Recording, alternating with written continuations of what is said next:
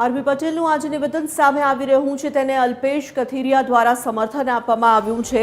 વિશ્વ ઉમિયાધામના પ્રમુખના નિવેદનને અલ્પેશ કથિરિયાએ સમર્થન જાહેર કર્યું। પાટીદારોની ઘટતી વસ્તી અંગે આરબી પટેલે ચિંતા વ્યક્ત કરી છે।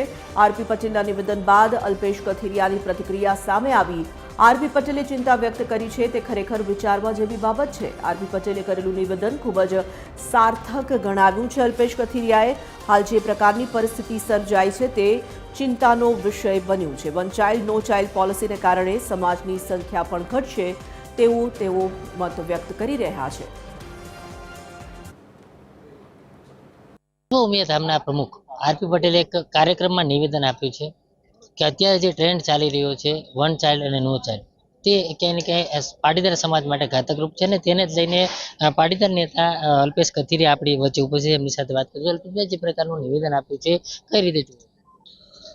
કચ્છના નખત્રાણામાં કાર્યક્રમમાં નિવેદન બહાર આવ્યું છે ને આ નિવેદનમાં મને એવું લાગે છે કે વન ચાઇલ્ડ ને નો ચાઇલ્ડની જે પોલિસી સમાજની ઘર ઘરી ગઈ છે આજે હિન્દુઓના કુટુંબની અંદર વન ચાઇલ્ડ નો ચાઇલ્ડ જે આખી પ્રક્રિયા ચાલી રહી છે જેનાથી ભવિષ્યમાં વસ્તી ઘટશે એ તો પ્રશ્ન છે જ, પણ કુટુંબ વ્યવસ્થાનો પણ સર્વાનુમતે નાશ થવાનો છે।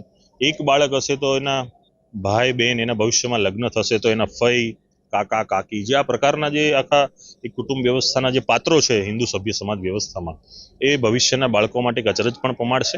એટલે જ્યારે સમાજના મોભીઓ ઉપર આવા પ્રકારના બાબતો આવતી હોય છે ત્યારે સમાજનું ધ્યાન દોરવું એમની ફરજ છે અને મને લાગે છે કે આ બાબતે આરબી પટેલે એમની ફરજ બજાવી છે। સંખ્યા પણ ઘટશે તો પોતાના માટે લડવું પડશે તેવું પણ ભારતીય એક લોકશાહી દેશ છે અને લોકશાહી દેશોમાં જે સભ્ય સમાજની વ્યવસ્થાના માળખું વધારે હોય છે એને વધારે લાભો મળતા હોય છે। તમારી વસ્તી જ નથી તો સ્વાભાવિક છે પ્રતિનિધિત્વ નહીં મળે અને આમાં રાજકીય બાબત છે, સામાજિક બાબત છે।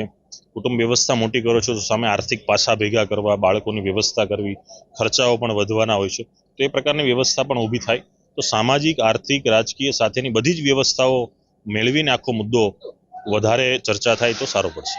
એમણે કેવું નિવેદન આપ્યું કે હવે કાકા ને મામા ભાડે મળશે તેવા પણ બોર્ડ લાગશે તેને કઈ રીતે? વન ચાઇલ્ડ ને નો ચાઇલ્ડ હશે તો જે પણ બાકીના જે પાત્રો છે, ફઈ છે, કાકા છે, જે પ્રકારના પાત્રો કે જે તમારા લોહીના સંબંધથી બનતા હોય છે એ વ્યક્તિનું સર્જન જ જ્યારે નથી થવાનું તો આ પાત્રોનો પણ નાશ થવાનો છે। શું કહેશો એમણે જે નિવેદન આપ્યું છે કેટલા સહેમત છે? નિવેદન બાબતમાં ચોક્કસ બધા જ લોકોએ વિચારવું જોઈએ, માત્ર પાટીદાર સમાજ નહીં સમગ્ર હિન્દુ સમાજે આ બાબતે વિચારવું જોઈએ કે આજનું યુથ જે પોલિસી પર આગળ વધી રહ્યું છે એનાથી ભવિષ્યમાં આપણા દેશને, હિન્દુત્વને અને સમગ્ર સમાજને ફટકો પડવાનો છે।